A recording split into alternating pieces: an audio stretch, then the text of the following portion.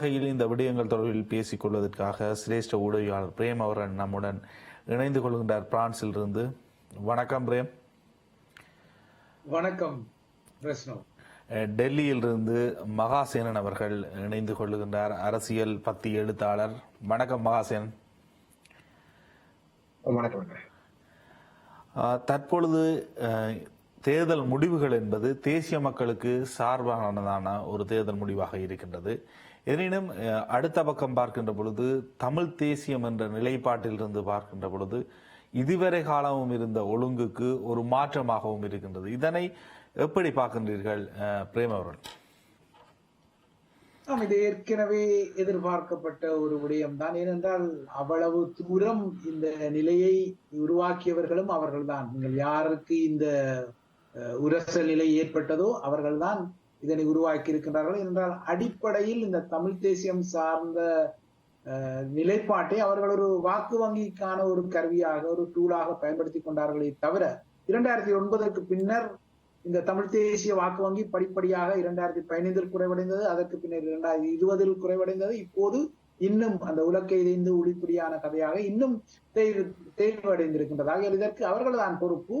மறுதலையாக இலங்கையில் ஏற்பட்ட அந்த எழுச்சி, அதாவது அனுரகுமார திசாநாயகன் எழுச்சி இதனை மேலும் தூண்டி இருக்கின்றது. ஆகையால் இந்த முறை மிக கசப்பான ஒரு முடிவு குறிப்பாக வடக்கில் வந்திருக்கின்றது. ஆனால் இதற்கு முழு பொறுப்பை ஏற்க வேண்டியவர்கள் இந்த தமிழ் தேசியத்தின் பால் அரசியல் செய்வதாக கூறிக்கொண்ட அரிதார அரசியல்வாதிகள் தான் காரணம். தனிய அரசியல்வாதிகள் மீது அந்த குற்றச்சாட்டை நாங்கள் சுமத்த முடியுமா, அல்லது தமிழ் தேசிய நிலைப்பாட்டை இதுவரைக்கும் வெளிப்படுத்தி வந்த அனைத்து தரப்பினர் மீதும் தமிழ் மக்கள் நம்பிக்கை இழந்திருக்கிறார்களா? நிச்சயமாக அதுதான் மறுவாசிப்பு. இவர்கள்தான் அரசியலை முன்னகர்த்துவர்கள் யாரோ அவர்கள்தான் இதனை பொறுப்பேற்க முடியும். என்றால் இது ஒரு ஜனநாயக தேர்தல் ஆயினும் அரசியல்வாதிகளின் தான் இதனை முன்னகர்த்தி இருந்தார்கள். ஆகையால் இது தமிழ் தேசியம் சார்ந்த மக்கள் ஏனென்றால் இது ஒரு 5 வருடங்களுக்கானது. 5 வருடங்களின் பின்னர் இந்த நிலைமை மாறலாம். இந்த இப்போதைய நிலைமைக்கு இவர்கள் தான் பொறுப்பேற்க வேண்டும் என்பதில் மாற்று கருத்து இல்லை. இதனால் தான் பாருங்கள், தமிழ் தேசிய மக்கள் முன்னணியும் அடி வாங்கி இருக்கின்றது, தமிழரசு கட்சி வடக்கில் அடி வாங்கி இருக்கின்றது. அதே சமகாலத்தில் அரசு தரப்புடன் ஒத்துோடி கொண்டவர்களும் அடி வாங்கி இருக்கிறார்கள், கடசப்பட்டிருக்கிறார்கள். ஆகையால் இது ஒரு வகையில் சலிப்பு நிலை யான ஒரு முடிவாகத்தான் கூற வேண்டும். இந்த முடிவுக்கு தென்னங்கையில் ஏற்பட்ட எழுச்சி மிகவும் ஒரு முக்கியமான ஒரு எரியின் நெருப்பில் எண்ணெய் வார்ப்ப என்று கூறுவார்களே, அந்த வகையில் இதனை தூண்டி இருக்கின்றது. ஆனால் சலிப்பு நிலை, இந்த அதாவது தங்களை அரசியல்வாதிகள் ஏமாற்றுகின்றார்கள் என்பதை மிக துல்லியமாக இந்த தேர்தலில் மக்கள் உணர்ந்திருக்கின்றார்கள். மக்கள் மீது பழியை போட முடியாது இல்லவா? உண்மையில் இது ஒரு மாற்றமாக பார்க்க முடியுமா? இலங்கையில் இருக்கின்ற அனைத்து தரப்பினரும் இந்த மாற்றத்தில் ஒரு பங்குதாரராக இருக்கின்றார்கள். தமிழ் தேசிய என்ற நிலைப்பாடு இனி ஒரு சாத்தியமற்ற நிலைப்பாடாக மாறுவதற்கான வாய்ப்புகள் அதிகமா? மகாசேனன், உங்களுடைய பார்வையில். வணக்கம். நான் இதை எப்படி பார்க்கணும்னு சொன்னால், கிட்டத்தட்ட நான் 2009க்கு பிறகான ஒரு அரசியல் பரிணாமத்தின தோல்வியாத்தான் பார்க்கிறேன். கிட்டத்தட்ட 3 தேர்தல்கள்ல தமிழ் மக்கள் ஒரு வாய்ப்புகளையும் வழங்கியிருக்கிறார்கள், அதனத்துல ஒரு எச்சரிக்கையும் வழங்கியிருக்கிறார்கள். குறிப்பாக 2010 ஒரு தமிழ் தேசிய கூட்டமைப்புக்கு அதிகளவான வெற்றியை கொடுத்தார்கள்.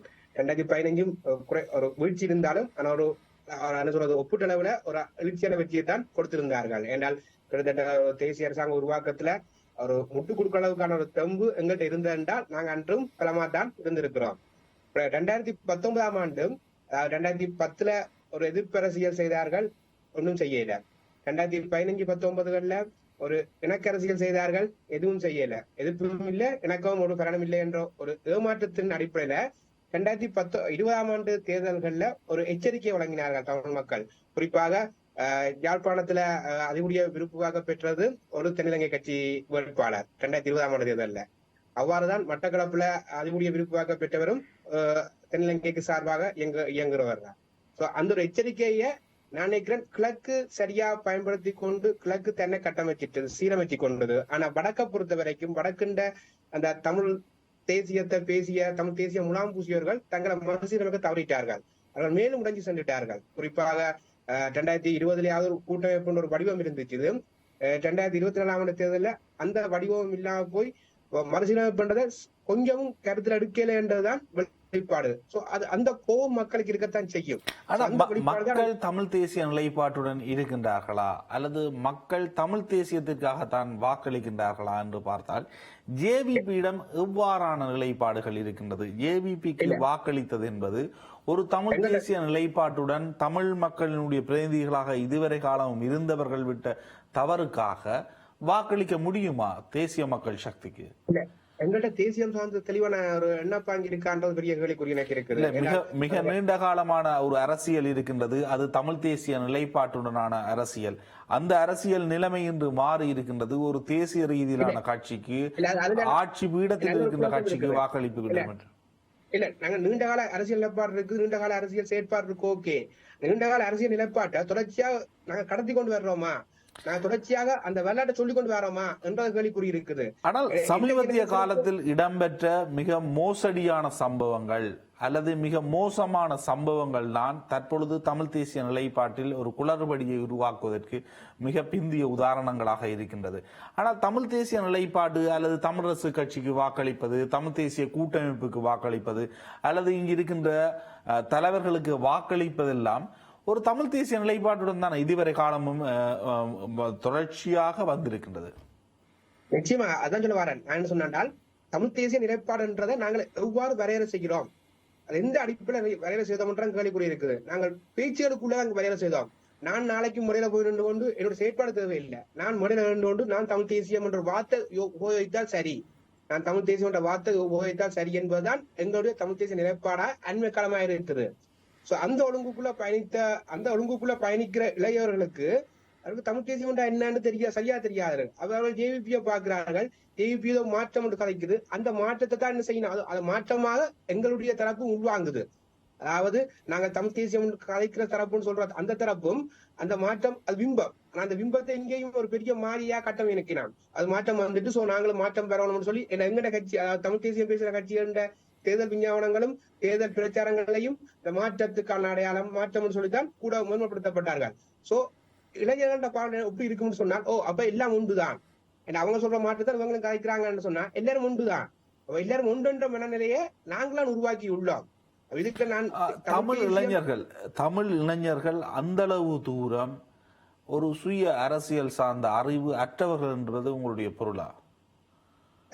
அதாவது அரசியல் அறிவுன்றது உண்மையில ஒரு கேள்விக்குறியா தான் நான் பாக்குறேன். யாழ்ப்பாணம் கிளிநொச்சி தேர்தல் மாவட்ட தொகுதியை பொறுத்த வரைக்கும் அரசியல் சார்ந்த அறிவுல நான் பயங்கர கேள்விக்குறியோட தான் நான் பாக்குறேன். ஏன்னு சொன்னால் அதுல சரியான ஒரு போதுமான ஒரு தெளிவு எங்கள்கிட்ட இல்ல. ஏன்னா நாங்க சரியா கேள்வியிலும் கேட்க தவறிட்டோம்னு தோணுது. அதாவது ஒரு தரப்பு தமிழ் தேசியத்தை பற்றி என்ன சொல்றது, அதாவது தனியா மண்ணோட மட்டும் அல்லது தனியா மக்கள் குழுமம் சொல்லிக்கொண்டு ஒரு தரப்பு உருவாடி கொண்டு போகுது. நாங்க அதையும் கேட்டுக்கொண்டிருந்தோம். இன்னொரு தரப்பு புதிய தமிழ் தேசியம் கதைக்குது, அதையும் கேட்டுக்கொண்டிருந்தோம். சோ எங்ககிட்ட நாங்க ஒரு எதிர்த்து கேள்வி கேட்கறதுக்கான தமிழ் தேசியம் என்னன்னு எங்களுக்கும் தெரியாது. சோ நாங்களும் கேள்வி கேட்கல. சோ எங்களோட அரசியல் அறிவுன்றது இளைஞர்களிடம் இன்னும் போதுமானதாக இல்லை என்றது என்னுடைய பார்வை. இளைஞர்களிடம் போதுமானதாக இல்லை.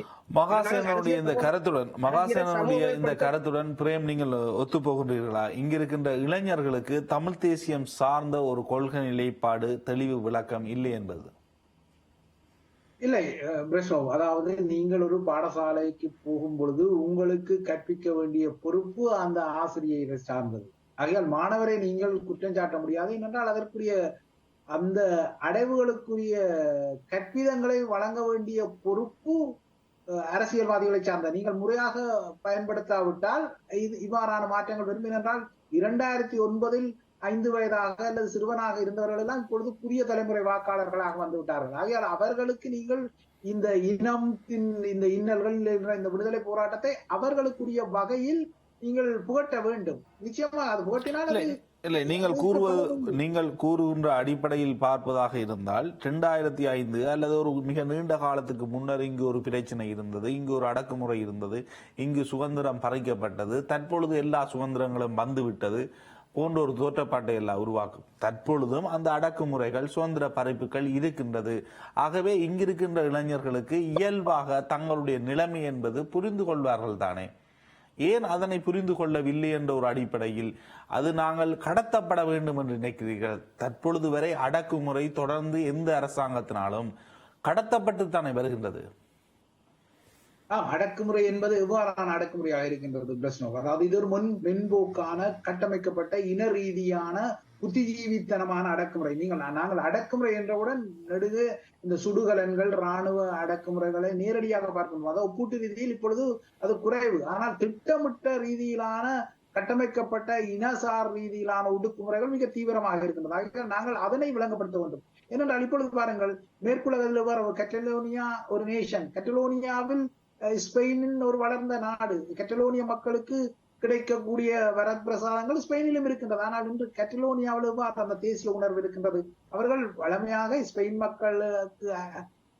மக்களுக்குரிய அனைத்து வளங்களும் நீங்கள் கட்டலோனியா பிரதேசத்துக்கு போனால் நேரடியாக பார்க்கலாம். ஆனால் இன்றும் கட்டலோனியா ஒரு நேஷன், நாங்கள் ஒரு தேசிய இனம், ஸ்பெயினில் இருந்து விடுதலை வேண்டும் என்று எவ்வாறு வருகின்றது?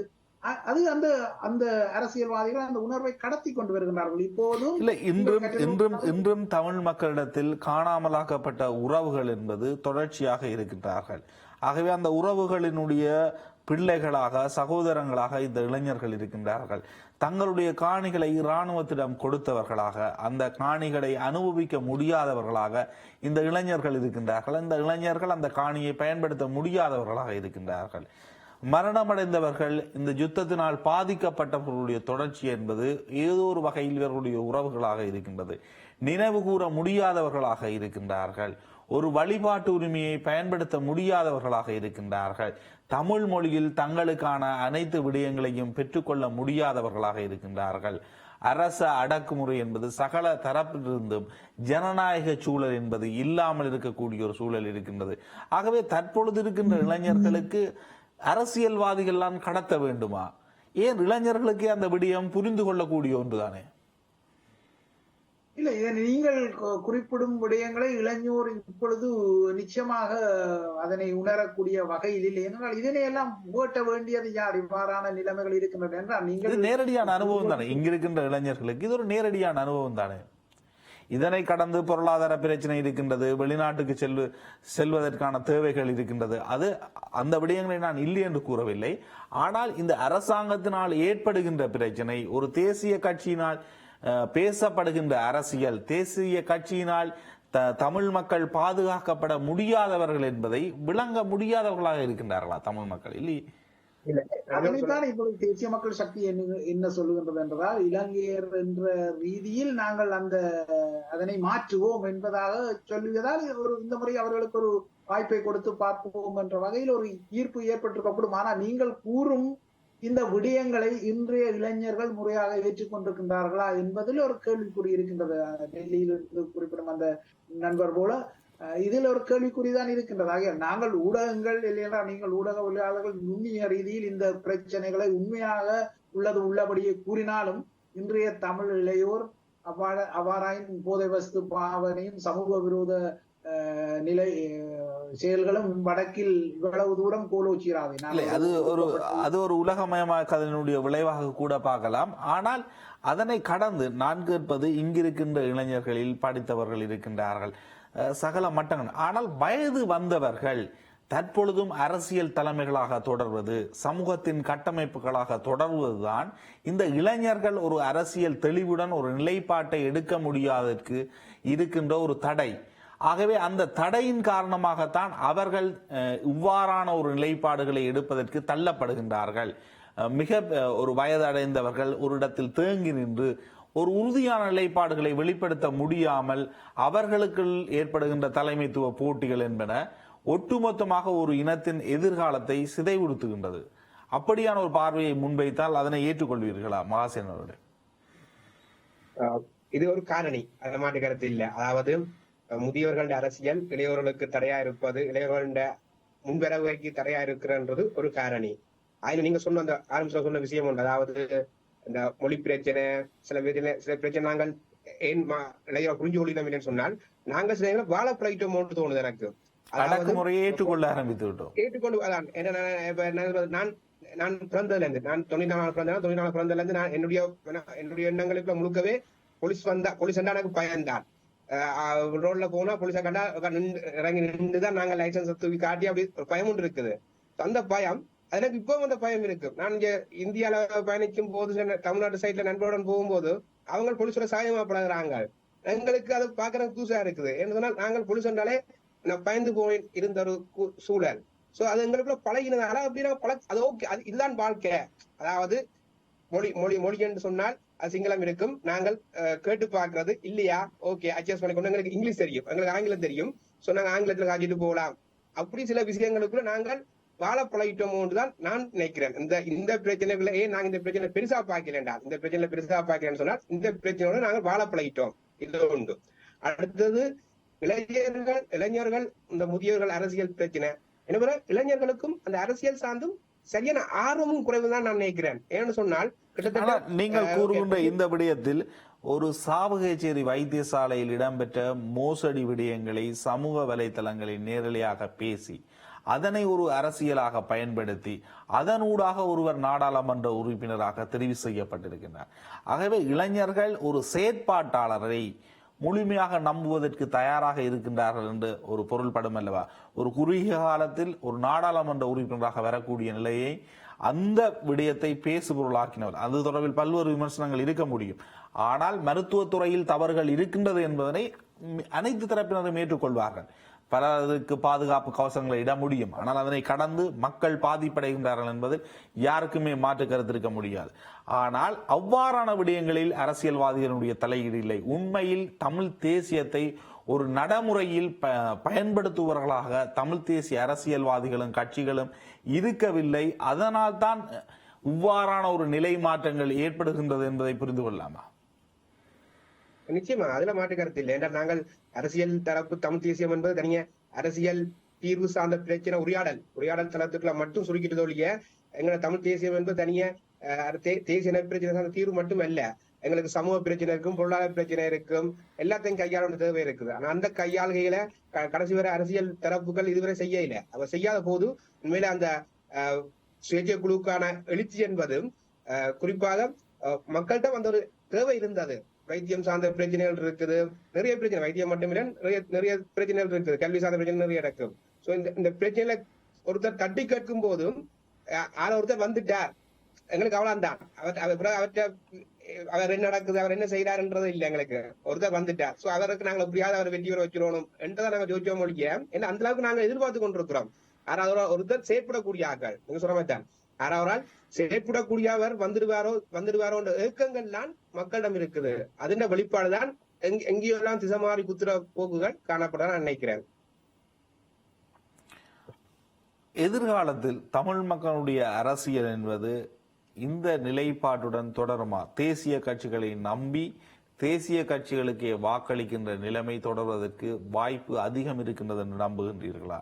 உள்ளூராட்சி சபை தேர்தலோ அல்லது மாகாண சபை தேர்தல் வருகின்ற பொழுது கூட இந்த தமிழ் தேசிய நிலைப்பாடு என்பது அல்லது தமிழ் தேசியத்தை வெறுமென பேச்சளவில் பேசுகின்ற கட்சிகளுக்கு தொடர்ந்து ஒரு பயன்பாட்டுக்கு ஒரு தொடர்ச்சியான வேலை நிலைப்பாடுகளை கொண்டவர்களாக மாற வேண்டிய தேவைக்கு இது அழுத்தத்தை வழங்குமா? பிரேம் அவர்களே.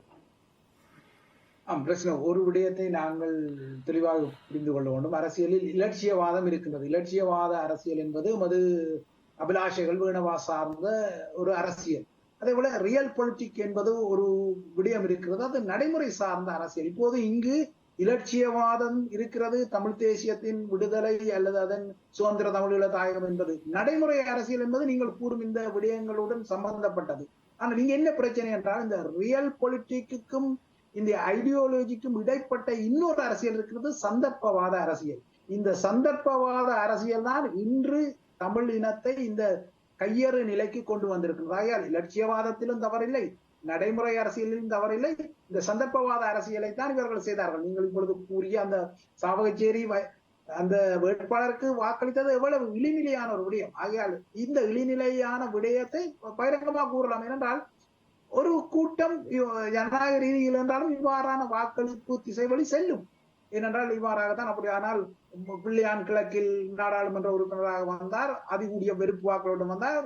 வடக்கில் டக்ளஸ் வந்தார், ஆகையால் அவருக்கும் வாக்குகள் விழுந்தன. ஆகையால் நாங்கள் வாக்களிப்பவர்கள் எல்லாம் சரியான திசை வழியில் தான் வாக்களிப்பார்கள் என்ற கருதுகோளுக்கு வர முடியாது. ஆனால் இவர்கள் மீதும் பெரும் குற்றச்சாட்டுகள், மனித உரிமை மீறல் குற்றச்சாட்டுகள் இருந்தாலும் இதே தமிழ் மக்கள் தான் வாக்களித்தார்கள். அவர்களும் ஜனநாயக உரிமைப்படிதான் பயன்படுத்தினார்கள். இப்போது இதே ஜனநாயக உரிமைப்படி ஒரு விசில் புளோவர் ஒரு பிரச்சனையை சொன்னார், ஆனால் அதன் பின்னர் அந்த வைத்தியரின் போக்கு ஒரு இனத்தை நாடாளுமன்ற பிரதிநிதித்துவம் செய்யும் அளவிற்கு இருக்கின்றதா என்றால் இல்லை. ஆனால் அவர் நாடாளுமன்றம் செல்லத்தான் போகின்றார். அதான் ஆகையால் இந்த இழிநிலைக்குரிய நிலைப்பாடுகள் வாக்காளர்களின் ஜனநாயக ரீதியிலும் வெளிப்படும். ஆகையால் இந்த சந்தர்ப்பவாத அரசியல் மிக மோசமானது. அதற்குரிய ஒரு தண்டனை தான் இப்போது வழங்கப்பட்டிருக்கின்றது. ஆகையால் லட்சியவாதம் இருக்கலாம், நடைமுறை அரசியல், நீங்கள் சார்ந்த இந்த நடைமுறை அரசியலில் எவ்வாறு எதிர்காலத்தில் இந்த தமிழர்களுக்காக பாடுபடுபவர்கள் செயற்பட போகின்றார்களோ அதனை வைத்துத்தான் நீங்கள் கூறியது போல எதிர்வரும் மாகாண சபை தேர்தல், இல்லை என்றால் உள்ளூராட்சி சபை தேர்தலில் தேசிய மக்கள் சக்தி போன்ற தென்னிலங்கை கட்சிகள் இந்த எழுச்சிக்குள், இல்லை என்றால் இந்த அலைக்குள் நாமும் தமிழர்களையும் அள்ளுண்டு போக செய்து மேலும் அவர்களை மெல்டிங் போட்டு எனப்படும் இந்த கரையின் கூழ்பானைக்குள் உள்ளடக்க போகின்றார்களா இல்லையா என்பதை இவர்களின் எதிர்கால அரசியல் தான் தீர்மானிக்கும். அந்த அரசியல் சொத்தப்பினால் நீங்கள் கூறிய அந்த கரையின் கூழ்பானை அரசியல் மீண்டும் ஒரு முறை படிப்படியாக இந்த தமிழர்களின் வாக்கு வங்கி செல்லரிக்க வைக்கப்பட்டு தென்னிலங்கையுடன் கலக்க வைக்கப்பட்டு நாம் இலங்கையர், அதைத்தான் அவர்களும் விரும்புவது, வி ஆர் ஸ்ரீலங்கன்ஸ் என்ற அந்த நிலைப்பாடு உருவாகக்கூடும். இது ஒரு கையறு நிலை காலகட்டம் என்பதை மறக்கவே முடியாது. தேசிய மக்கள் சக்தி 141 ஆசனங்களை நாடாளுமன்ற உறுப்பினர்களாக பெற்றிருக்கின்றது. எஸ்ஜேபி ஐக்கிய மக்கள் சக்தி 35 நாடாளுமன்ற உறுப்பினர்களை பெற்றிருக்கின்றது.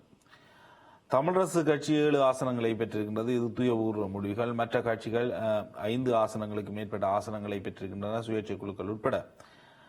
ஆகவே இந்த ஆசனங்களுடைய தொடர்ச்சி என்பது உத்தியோகபூர்வ தேர்தல் முடிவுகள் வெளிவந்ததன் பின்னரான இந்த நிலைப்பாட்டை நான் உங்களுக்கு தெரிவிக்கின்றேன். இதனை தொடர்ந்து இதுவரை காலமும் பேசி வந்த அரசியல் தீர்வு விடயம், அதே போன்று இந்த யுத்த குற்றச்சாட்டுகள், இனப்படுகொலைக்கான விசாரணைகள், ஜெனீவா மனித உரிமை பேரவையில் கையாளப்பட்ட விடயங்கள் இனி எவ்வாறான ஒரு நிலைப்பாட்டுக்கு செல்லும்? அமைச்சரவை தீர்மானம் ஒன்றினூடாக அதனை நிராகரித்திருக்கின்றது தேசிய மக்கள் சக்தி. அதற்கு தமிழ் மக்களினுடைய ஆணை பெரும்பாலான அளவில் கிடைத்திருக்கின்றது. ஆகவே இது ஒரு முரண்நிலையை ஏற்படுத்தும் அல்லவா? நாடாளுமன்றத்திலும் வெளிநாடுகளிலும் வெளி விவகாரங்களை கையாளுகின்ற பொழுதும் மகாசேனனுடைய பார்வை எப்படிப்பட்டது? நிச்சயமாக ஒரு நெருக்கடி இருக்குது. ஆனால் இதை நாங்கள் நெருக்கடியாக தவிர்த்து கொண்டு செல்ல இல்லாது. என்னன்னு சொன்னால், கடந்த காலங்கள்ல இதுக்கு ஆணை இருக்கையில, அதாவது கடந்த காலங்கள்ல தமிழ் மக்கள் ஒரு வேறுபட்ட ஆணையையும் தென்னிலங்கை வேறுபட்ட ஆணையையும் வழங்கியிருந்தது. சர்வதேசம் என்ன தீர்வை வழங்கியிருந்தது, உரையாடி கொண்டு இருந்தது.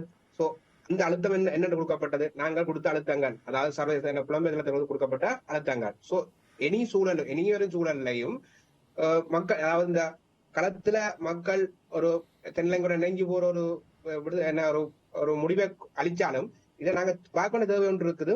இது எந்த அளவுக்கு நாங்கள் இந்த தென்னிலங்கையோட இணைஞ்சு போயிருக்கிறோம்ன்றது கிட்டத்தட்ட வடக்குல இந்த ஒரு பின்னடைவு, குறிப்பாக வெண்ணி மற்றும் யாழ்ப்பாண கிளிநொச்சி தேர்தல் தொகுதி மாவட்டத்துல மட்டும்தான் இந்த பின்னடைவு. கிழக்கை பொறுத்த வரைக்கும் நான் கிழக்கு ஒரு எழுச்சியை தான் கொண்டு இருக்கு. குறிப்பாக மட்டக்களப்புல ஒரு ஆசனம் கூடி இருக்குது, அம்பாறையில ஒரு ஆசனம் கிடைச்சிருக்குது, திருகோணமலையில ஆசனம் உறுதிப்படுத்தப்பட்டிருக்குன்னு சொல்லி கிழக்கை பொறுத்ததான் கிழக்குல பலமாத்தான் எங்களுடைய, அதாவது தமிழ் தேசியத்தின் இருப்பு கடந்த காலங்கள தொடர்ச்சியாக அப்படியே இருப்பு பாதுகாக்கப்பட்டிருக்குது. இதுல வீழ்ச்சி வடக்குல மட்டும்தான். சோ வடக்குக்குள்ள சுருங்கின அரசியலை நாங்க இனி கிழக்கையும் சார்ந்து நகர்த்துவமா இருந்தால் இது நாங்கள் தமிழ் தேசியத்துல பலவீனம் என்று சொல்லி கொண்டு கதை தேவைப்பாடு இருக்கான்னு நம்புறேன். அதாவது உணரவணும், நாங்கள் எங்களை மறுசீரமைக்க தேவைப்பாடு இருக்கு, அதெல்லாம் மாற்று கருத்து இல்ல. வடக்குல ஏற்பட்ட வீழ்ச்சியை நாங்கள் மறுசீரமைக்க தேவைப்பாடு இருக்குது. ஆனா இது முற்றுமுழுதாக தமிழ் தேசியத்தை வீழ்த்தி விடவில்லை என்றதையும் நாங்கள் தெளிவா இருக்கணும். ஆனால் அது கட்சி சார்ந்த அரசியல். இலங்கை தமிழரசு கட்சிக்கு அவ்வாறான ஒரு நிலை கிடைத்திருக்கின்றது. ஆனால் ஒரு தமிழ் தேசியம் சார்ந்த அனைத்து கட்சிகள் என்று பார்க்கின்ற பொழுது மிக பலவீனம் அல்லவா? தேசிய மக்கள் சக்தி இந்த அலை என்பது ஒட்டுமொத்தமாக அனைத்து தரப்பினருக்கு மீதும் அடித்து தாக்கி இருக்கின்றது அல்லவா? தவிர்க்க முடியாத விமர்சனம், தவிர்க்க முடியாத ஏற்றுக்கொள்ள விஷயம் ஒன்று இருக்குன்னா, வடக்கு கிழக்கு முகத்துடன் இருக்கிற தமிழ் தேசிய முலாம் பூசப்பட்ட கட்சி என்று சொன்னால் அது தமிழிசை கட்சி தான். தமிழிசை கட்சியின் அந்த கட்டுமானங்கள் இருக்கதா நாங்க நம்புறோம். கூடுதலாக வடக்கு கிழக்கு சார்ந்த ஒரு கட்டுமானங்கள் இருக்கிறது தமிழிசை கட்சியை பொறுத்தவரை தான். அடுத்தது ஆசனங்கள். இன்றைக்கு நாங்கள் கடந்த காலங்களை எப்படி பார்த்தோம்? கடந்த காலங்கள்லையும் எல்லாரும் நினைச்சுதான் பார்த்தோம் தமிழ் தேசியத்துக்கு எத்தனை வாக்கு கிடைக்கப்பட்டன்னு சொல்லி. இன்று கூட்டமைப்பு இல்ல. கூட்டமைப்பு இல்லாத போது நாங்கள் என்ன எந்த தமிழரசு கட்சி மீது பல்வேறு விமர்சனங்கள், என்னுடைய கேள்வி என்பது தமிழரசு கட்சி மீது பல்வேறு விமர்சனங்கள் இருக்கின்றது. தமிழரசு கட்சியினுடைய நிலைப்பாடு என்பது தமிழ் தேசியம் என்று நாங்கள் வரையறுத்து விட முடியாது. ஒட்டுமொத்தமாக அனைத்து கட்சிகளும் பேசுகின்ற அந்த நிலைப்பாடுகளுடன் பார்க்கின்ற பொழுது இவர்களுடன் போட்டி போடக்கூடிய ஒரு நிலைமை தேசிய மக்கள் சக்திக்கு ஏற்பட்டிருக்கின்றது. ஆகவே வெளிநாடுகளுடைய அழுத்தத்தை மிக சாதாரணமாக இலங்கை கையாளும். உள்நாட்டுக்குள் எங்களுக்கு தமிழ் மக்கள் அங்கீகாரம் வழங்கி இருக்கின்றார்கள், எங்களுடைய பிரச்சனைகளை நாம் தீர்த்து கொள்வோம், இது ஒரு தரப்பினருடைய வாதம். இந்த சர்வதேச விசாரணையாக இருக்கலாம் அல்லது உங்களுடைய வெளிப்புற அழுத்தம் என்பது எங்களுக்கும் ஒரு சமமான பங்கை தமிழ் மக்கள் ஏற்றிருக்கின்றார்கள். நாங்கள் இலங்கைக்குள் வாழ்வதற்கு, இலங்கை இருக்கின்ற அரசியலமைப்பை ஏற்றுக்கொள்வதற்கு, இலங்கையினுடைய முடிவை ஒரு அரசியல் முடிவாக தமிழ் மக்கள் அங்கீகரிக்கின்றார்கள் போன்ற விடயங்களை எல்லாம் ராஜேந்திர வட்டாரங்களில் பேசுவார்கள் அல்லவா? நிச்சயமா உங்களுடைய உரையாடல் சரி, இது ராஜேந்திர உரையாடப்படும். ஆனா ராஜேந்திர வட்டாரங்களை பொறுத்த வரைக்கும் ராஜேந்திரத்துக்குள்ள சில கோட்பாட்டு நியமங்களுக்குள்ள பயணிக்க போறது இல்ல. ஒவ்வொரு ராஜேந்திரன் தங்களுடைய நலனுக்குள்ளதான் பயணிக்க போகின்றது. சோ எதிர்காலங்கள்ல இந்த ஜேவிபி அரசாங்கம் கிட்டத்தட்ட 3/2 பெரும்பான்மையை பெற்றுள்ளது, பெறப்போகின்றது என்றால் அவர்கள் ஒரு வலுவான ஆட்சி அமைப்பு தான் இலங்கையில கொண்டிருக்கிறார்கள் என்று சொன்னால், அவர்கள் நான் கடந்த 5 கிழமையும் பார்த்த ஒரு கடந்த 2 மாதமும் பார்த்த ஒரு ஆட்சி பெறப்ப ஒரு தொடர போறது இல்ல. அவர்கள் இனித்தான் அதாவது தேசிய மக்கள் சக்தி அரசாங்கத்தின் கொள்கைகள் செயற்பாடுகள் என்றது தெளிவடைய போகின்றது. என்ன அவர்களோட பாதை எப்படி பயணிக்க போகின்றது என்பது தெரிய போகின்றது. சோ அவர்களோட பாதையில கண்டிப்பா எதிரிகளும் காணப்படுவார்கள். அந்த எதிரிகள் ஏதோ ஒரு வகையில ஈழத்தமிழர்களை தங்களுடைய நலனுக்குள்ள பயன்படுத்த தேவைப்பாடு காணப்படும். சோ அந்த நலன்களுக்குள்ள எங்களுடைய நலன்களை செருகின்ற கையாளுகின்ற ஒரு பொறிமுறையை நாங்கள் எந்த அளவுக்கு கொண்டுள்ளோம், நாங்கள் எந்த அளவுக்கு செய்ய போகின்றோம் என்பதுலதான் நான் நினைக்கிறேன் ஈழத்தமிழ் அரசியல் தொடர்ச்சியான நகர்வுகள்ல செல்வாக்கு நம்புறேன். பிரேம் அவர்கள், நீங்க என்ன நினைக்கின்றீர்கள்? தேசிய மக்கள் சக்திக்கு ஒரு அரைவாசி பங்கை வழங்குவது என்பது நிச்சயமாக இது சவாலுக்குரிய காலகட்டம். ஏனென்றால் இங்கு ஒரு இடதுசாரி தலைமைத்துவம் வந்திருக்கின்றது. ஆனால் பூகோள அரசியலில் ட்ரம்ப் 2.0 வந்திருக்கின்றார். ட்ரம்பின் கடந்த காலத்தை பார்த்தீர்கள் என்றால், நீங்கள் சர்வதேச விசாரணை கூறும் அல்ல என்றால் தமிழ் மக்களின் மனித உரிமை மீறல்கள் பேசும் அரங்கான மனித உரிமை பேரவையிலிருந்தே அமெரிக்காவை விலக்க வைத்தவர். உங்களுக்கு தெரியும், நிக்கி ஹேலி அவர் மனித உரிமை பேரவையின் அமெரிக்க பிரதிநிதியாக இருந்தார். ட்ரம்ப் அவரை அங்கிருந்து அமெரிக்காவை மனித உரிமை பேரவையிலிருந்து அகற்றினார். அவர் ஒருவேளை ட்ரம்ப் தனது முன்னைய ஆட்சி காலத்தின் நீட்சியை இந்த தவணை எதிர்வரும் ஜனவரிக்கு பிறகு நகர்த்தினால் நிச்சயமாக மனித உரிமை பேரவை பெரும் சிக்கலுக்குள் மாட்டுப்படும். என்றால் உங்களுக்கு தெரியும், ட்ரம்ப் மனித உரிமை பேரவையை மிக மோசமாக, அது ஒரு கையாளாகத்தனமான அமைப்பு எனத்தான் வர்ணித்து அதிலிருந்து அமெரிக்காவையே விலக்கியதால் மேற்குலக அணி, அதாவது எங்களுக்கு உண்மையும் இருக்கின்றது அல்லவா? இலங்கையில் எல்லாம் ஒரு இனப்படுகொலை இடம்பெறுகின்ற பொழுது அவர்கள் ஒரு பலமற்ற தரப்பாக இருந்தார்கள். தற்பொழுது வரை அங்கு ஒரு பலவீனமான நிலைதான் இருக்கின்றது. உக்ரைனாக இருக்கலாம், ரஷ்ய மோதலாக இருக்கலாம், அல்லது இன்று பாலஸ்தீனத்தில் நடக்கின்ற கொடூரங்கள் எல்லாம் வெறுமென ஒரு கண் துடைப்பாக பார்க்கின்ற செயற்பட்டுத்தான் இந்த மனித உரிமை பேரவை மேற்கொள்ளுகின்றது. அதற்கென்று அதிகாரங்கள் கிடையாது. ஆனால் மிகப்பெரிய ஒரு பொருட்செலவில் அந்த அமைப்பு இயங்குகின்றது, அறிக்கைகளை விடுகின்றது. ஆனால் அது ஒரு அரசியல் மயப்படுத்தப்பட்ட மேற்குலக நாடுகளினால் கையாளப்படுகின்ற ஒரு நிலைமைதான் மனித உரிமை பேரவை தொடர்ச்சியாக வெளிப்படுத்துகின்றது. அது ஒரு நேர்மையான அமைப்பு என்று கூறிவிட முடியுமா? ஆமாம், அப்படிப்பட்ட அமைப்பு ஒரு புஸ்வானமான அமைப்பு என்று தெரிந்தும் தமிழர்கள் எவ்வாறு அந்த அமைப்பிடம் நீதி கோர முடியும்? தமிழர்கள் தங்களுக்கு நடைபெற்ற போருக்கு எவ்வாறு அந்த அமைப்பிடம் நீதி கோர முடியும்? ஈவன் ஐசிசி கூட இப்பொழுது எத்தனை கைது ஆணைகளை நெத்தன்யாவுக்கும் பிறப்பித்தது. ஆனால் இதான் செய்ய முடிந்ததா? ரஷ்யா அரசு தலைவருக்கும் பிறப்பித்தார்கள். ஆகையால் இங்கு ஏற்கனவே அந்த தம்பி சொன்னது மாதிரி இவ்வாறான ராஜதந்திரங்களும் தமது சுயலாப அரசியல். ஆகையால் நீங்கள் கூறிய வார்த்தையின்படி பார்த்தால் ஈழத்தமிழர்களுக்கு அனைத்துலக அரங்கிலிருந்து எந்த விதமான அந்த உதிரப்பலிக்குரிய நீதி வரப்போவதில்லை என்றால், அவர்கள் நீங்கள் ஏற்கனவே கூறியது போல அவர்கள் கையாளாகாத ஒரு அமைப்பாக இருக்கின்றால் இந்த கொடிய பலஸ்தீன போரையே நிறுத்த முடியாதவர்கள் 15 வருடங்களுக்கு முன்னதான உதிரப்பலிக்கா நீதி தரப்போகின்றார்கள் என்ற ஒரு தர்க்க ரீதியான வினாவை முன்வைத்தால் அதில் ஒரு கேள்வி இருக்கின்றது. ஆனால் நாம் என்ன கூறுவதென்றால், இப்பொழுது மிக சவாலான காலகட்டம். ஏனென்றால் அனுரகுமார திசாநாயக்கா மிக நிச்சயமாக அனைத்து உலகத்தை கையாள போகின்றது. அத்துடன் இப்போது எங்களுக்குரிய வலுவும் குறைவடைந்து வருவதால் இந்த சிஸ்டம் சேஞ்ச் என்கின்ற அந்த கொட்டொலி மிக நுட்பத்தனமாக எல்லோரும் இலங்கையர்கள் என்ற ஒரு புதிய வடிவத்தை, இது ஏற்கனவே ராஜபக்சர்கள் சொன்ன வடிவம் தான். அவர்கள் கொச்சியாக நாம் இல்லாமல் தாய் வயிற்று பிள்ளைகள் என்ன சொன்னார்கள், அனுரகுமார திசாநாயக்கா சற்று வித்தியாசமாக சொல்கின்றார்கள். ஜேவிபி ஒருபோதும் தமிழ் மக்களின் சுய நிர்ணய உரிமையை ஏற்றுக்கொண்ட ஒரு அமைப்பு அல்ல. அது ரோகண விஜய வீரா முதல் வெளிப்பட்ட ஒரு அமைப்பு. இன்று வரை அனுரகுமார திசாநாயக்கா கூட தமிழர்களின் தேசிய பிரச்சனைக்கு என்ன தீர்வு என்பதை எப்போதாவது கூறியிருக்கின்றாரா அல்லது ஒரு மாற்று திட்டத்தை கூட பரிந்துரைக்கின்றாரா? இல்லையே.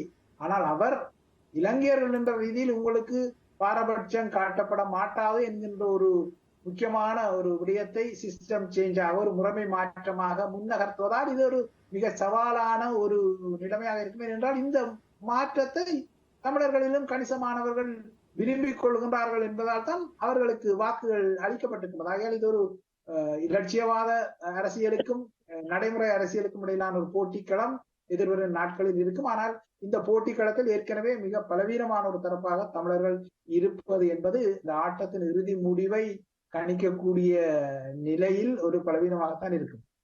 இது எனது கணிப்பு. தமிழ் மக்களுடைய அரசியல் தொடர்பில் அல்லது தமிழ் மக்களுடைய எதிர்கால அரசியல் என்பது எப்படிப்பட்டதாக கட்டமைக்கப்பட வேண்டும் என்று நீங்கள் விரும்புகின்றீர்கள் மகாசன்? நிச்சயமாக நினைக்கிறேன் இது ஒரு எங்களுக்கு ஒரு பெரிய ஒரு படிப்பினையா இருக்கும் நம்புறேன். அதாவது இந்த தேர்தல் முடிவுகள் இதுல படிப்பினை பெறணும்னு நம்புறேன். அதாவது தமிழ் மக்கள் மக்கள் சார்ந்த அரசியல், அதாவது மக்களிடம் தேசிய பிரச்சனை ஒரு பிரச்சனை, அதுல மாற்று கருத்துல தேசிய பிரச்சனை ஆழமான பிரச்சனை. அதே நேரத்துல தேசிய பிரச்சனைக்கு சமாந்தரமாக தமிழ் மக்களின் பொருளாதார பிரச்சனைகளையும் சரி செய்ய வேண்டும். பொருளாதாரத்துக்கும் பெரிய ஒரு முக்கியத்துவத்தை கொடுத்து அதை கையாளோட தேவைப்பாடு இருக்குது. அதோட வெளிப்பாடுதான் இந்த தேர்தல் முடிவுகள் உணர்த்தி இருக்குது என்று சொன்னால் கிட்டத்தட்ட நாங்கள் நீண்டாலும் ஒரு கொண்டு வரோம். இப்ப நான் இந்த மாதிரி 2015-19 ஆண்டு காலப்பகுதியிலிருந்து தமிழ் மக்களிடம் அந்த ஒரு பொருளாதார வாய்ப்புகள், பொருளாதார சூழல், பொருளாதார அபிவிருத்தி என்ற ஒரு எண்ணங்களை நாங்களாம் உருவாக்கினது. அதாவது தமிழ் தேசிய முலாம் பூசப்பட்ட கட்சிகள்லாம் அதை உருவாக்கினது. அதை உருவாக்கினவர்கள் ஆனால் அதை சரியா நெறிப்படுத்த தவறிவிட்டார்கள். அவர்கள் தங்களுடைய வாக்குக்கான பிரச்சாரமாக மாத்திரம்தான் அதை பயன்படுத்தி கொண்டிருந்தார்கள். இதுதான் மக்கள் ஓகே நீங்கள் வாக்குக்காக பயன்படுத்துங்கள், நாங்கள் பொருளாதாரத்தைக்கு யாரிடம் செல்லாமோ அவர்கிட்ட செல்வோம்னு சொல்லிட்டு மக்கள் நேரடியாக செல்ற சூழல்லாம் உருவாயிருக்குது. சோ நாங்கள் அதாவது தேசிய இன பிரச்சனைக்கு சமாந்தரமாக தமிழ் மக்களோட அடிப்படை பொருளாதார பிரச்சனைகள், குறைந்தபட்சம் அடிப்படை பொருளாதார பிரச்சனைகளையாவது சரி செய்யக்கூடிய ஒரு வழிமுறைகளை நாங்கள் கை கொள்ள வேண்டும். அடுத்ததும் தமிழ் மக்களிடம் அரசியல் சமூகமயப்படுத்தப்பட வேண்டும். அதாவது இப்ப என்ன சொன்ன மாதிரி, அதாவது டீச்சர் சரியாக நெறிப்படுத்தினால்தான் பிள்ளைகளுக்கு அந்த பாடம் சரியா போய் சேரும். சோ டீச்சர்ஸ் தமிழ் தேசியம் என்ன, தமிழ் தேசிய ஏன் நாங்கள் இந்த தேசிய உரிமை போராட்டத்தை முன்னிறுத்துறோம் இன்றைக்கு வரைக்கும். நீங்க சொன்ன மாதிரி ஏன் எங்களுக்கு சிங்கள மொழிக்கு அப்பால நாங்க தமிழ் மொழியை முன்மைப்படுத்த வேண்டும், அடுத்த காணி உரிமை எப்படி பிரச்சனைப்படுது, நாங்கள் எங்களை இன்னும் வழிவடக்கிலே வழிதற்றே காணிகள் இன்னும் இன்னும் காணிகள் அவரிக்கப்பட்டிருக்குது. அந்த பிரச்சனைகளை என்னெல்லாம் பிரச்சனை இருக்குன்னு சொல்லி எங்களை மக்களுக்கு சமூகமயப்படுத்தப்பட வேண்டும். நான் இந்த உண்மையை சொல்வேன். அதாவது நான் பல்கலைக்கழகம் படிக்கும் போது நான் மெடிக்கல் பிரச்சனைக்கு போவேன், போராட்டத்துக்கு எங்க கேம்பஸ் ஸ்டூடெண்ட்ஸோட சேர்ந்து போவேன். எங்க அம்மாவுக்கு என்ன நடக்குது தெரியாது, யாழ்ப்பாணத்துக்கு எங்க அம்மாவுக்கு என்ன நடக்குது தெரியாது, நான் உள்ளத்துக்கு போயிட்டு வருவேன். சம்டைம் நான் கேம்பஸ்லயும் போராட்டங்கள் செய்வோம், எங்க அம்மாவுக்கு தெரியாது. இதுதான் எங்க இடத்துல இருக்கிற பிரச்சனை. சோ அரசியல சமூகமயப்படுத்தப்பட வேணும். எல்லாருக்கும் என்னென்ன பிரச்சனை இருக்குது, அந்த பிரச்சனை தாக்கத்தை ஏற்படுத்தும். அதை தாண்டி போக இல்லாத நாங்கள் பொருளாதாரம் இப்ப இன்றைக்கு பொருளாதாரம் பெரிய மாயை என்று உரையாடப்படுதுன்னு சொன்னால், ஏன் உரையாடப்படுதுன்னு சொன்னால் எங்களுக்கு அந்த அரசியல் தீர்வு சார்ந்த பிரச்சனையால ஏற்படக்கூடிய விளைவுகளை பற்றி தெரியாது. அதான் பிரச்சனை. சோ நாங்க அதை உரையாடணும். இப்ப நாங்கள் பொருளாதாரம் தான் தேவைன்னு சொல்லி போவோமா இருந்தால் நாங்க அரசியல் ஒரு ஸ்திரம் இல்லாத சூழல்ல எங்களுக்கு என்ன நடக்கும்? இன்றைக்கு என்ன ஈஸ்டர் குண்டுவெடிப்பு தாக்கலுக்கு பிறகு முஸ்லிம்களுக்கு என்ன நடந்தது? அவர்கள் பொருளாதாரத்துல ஸ்திரமா இருந்தார்கள், ஆனால் அவர்கள் அரசியல் ஸ்திரம் இல்லாதால அவர்கள் என்ன நடந்துச்சு? சோ அந்த உரையாடல்களை நாங்கள் மக்கள் மயப்படுத்தப்பட வேணும். மக்கள்கிட்ட உரையாடணும், மக்கள்கிட்ட போய் உரையாடணும். நான் நினைக்கிறேன் அரசியல் கட்சிக்கு ஒரு பெரிய படிப்பினை. கிட்டத்தட்ட எல்லா கட்சிகளும் தங்களுக்கு 4 ஆசனம் பெறும், தங்களுக்கு 3 ஆசனம் பெறும் சொல்லி பெரிய மாயைக்குள்ள இருந்தவை. அதனாலதான் அவர்களால அடுத்த கட்டத்தை பற்றி யோசிக்கல. இது ஒரு தருமை. அதாவது நான் உரையாடின பல அரசியல்வாதிகளும் எவருமே எல்லாரும் சொன்ன விஷயம், நீங்கள் லூசுத்தமா காய்க்கிறீங்க, தேசிய மக்கள் சக்திக்கு வாக்கே இல்ல. நான் ஒரு கணிப்புல என்னுடைய கணிப்பு இருந்த 2வது வரும்னு சொல்லி, அதாவது ஜனாதிபதி தேர்தல் முடிவுகளை வச்சுக்கொண்டு நான் நினைச்சது 2வது வரும்னு சொல்லி. இவர்களை பொறுத்த வரைக்கும், அதாவது தெரியலங்க, எங்கட தமிழ் கட்சியில பொறுத்த வரைக்கும் ஜேவிபிக்கு ஓட்ஸே இல்லைன்னு சொன்னாங்க. சரி, ஏன்னா அவைக்கு மக்களோட பழக இல்லை. அதாவது எந்த கட்சி உறுப்பினர்களுமே மக்களோட பழகுற இல்ல. சோ மக்களோட போய் பழகணும், மக்களுக்கு என்ன தேவை இருக்குது சொல்லி மக்களோட விளையாடுற ஒரு பாங்கு உருவாகணும். அதாவது மக்களிடம் அரசியலை சமூகமயப்படுத்தப்பட தேவை இருக்குது. அதுதான் எதிர்காலத்துல தமிழ் தேசிய அரசியலை ஒரு ஸ்திரமான சூழலுக்கு கொண்டு வரது உதவுன்னு நம்புறேன்.